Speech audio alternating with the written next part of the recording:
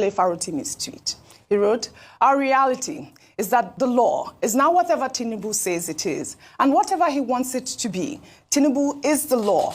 A de facto dictatorship has been foisted on us.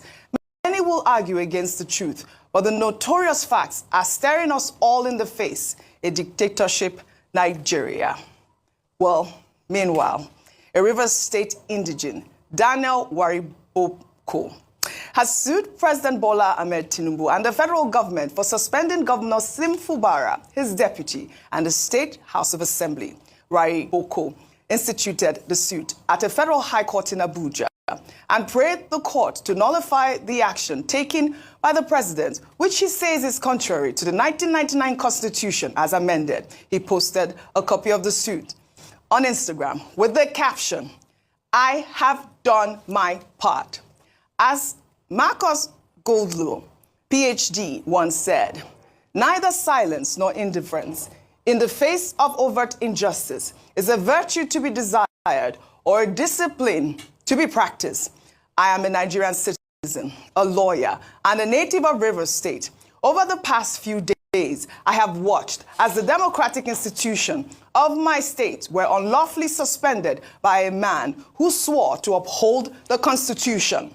Today, I have submitted some of the questions weighing on my mind before the Federal High Court in Abuja, challenging the legality of the actions taken by the president. A congressman, John Lewis, of blessed memory, said, "Democracy is not a state, it is an act, and each generation must do his part. I have done my part."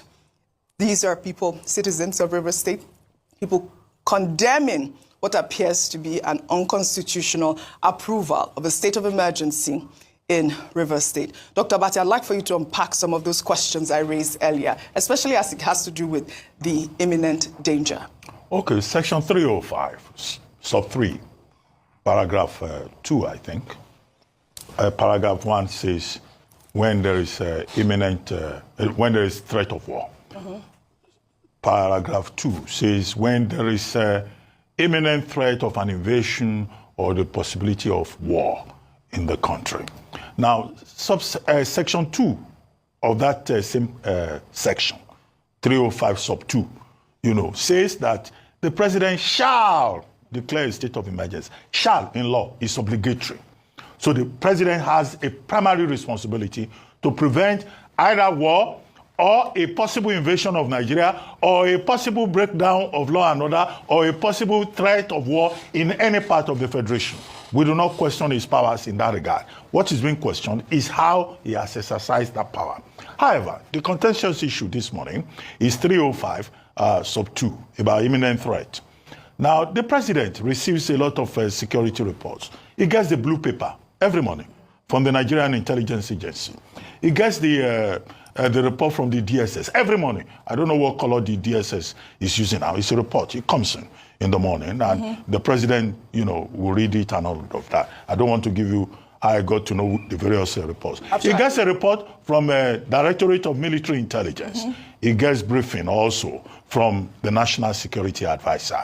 And that is why sometimes, the president having a helicopter view, even if you are a presidential advisor, you tell him certain things, he may rely on those security reports to take a decision. The other part of it to note is that the situation in Rivers State, I hold the view that there was imminent threat of danger.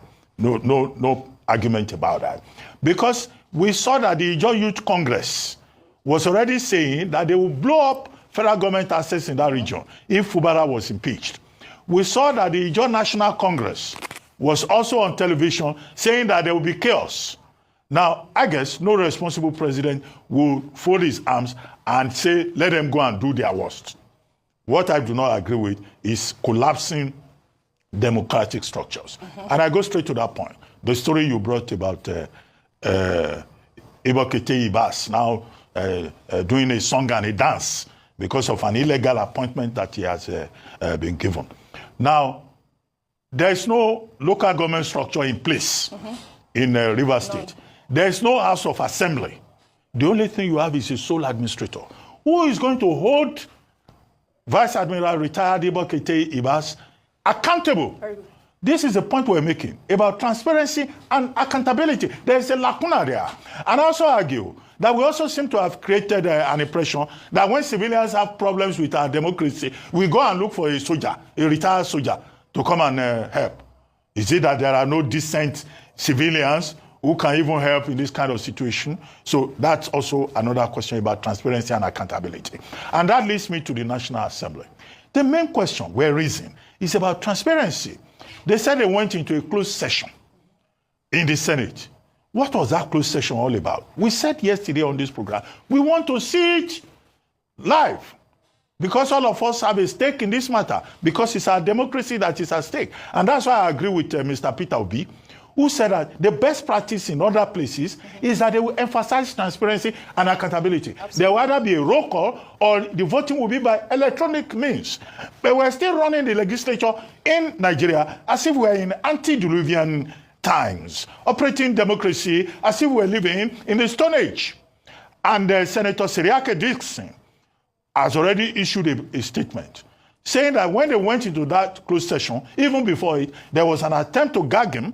And at the closed session, there were some senators who disagreed vehemently.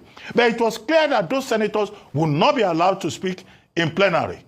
Now, we cannot have a kangaroo legislature at the national level, because at the end of the day, some people walked out. Senator Tambuwa, according to Senator Seriake Dixon himself, walked out of the plenary session because they saw that the outcome had been predetermined, and the National Assembly arguably, lived up to its reputation as a Babasope National Assembly. And that is why the president is praising them for patriotism.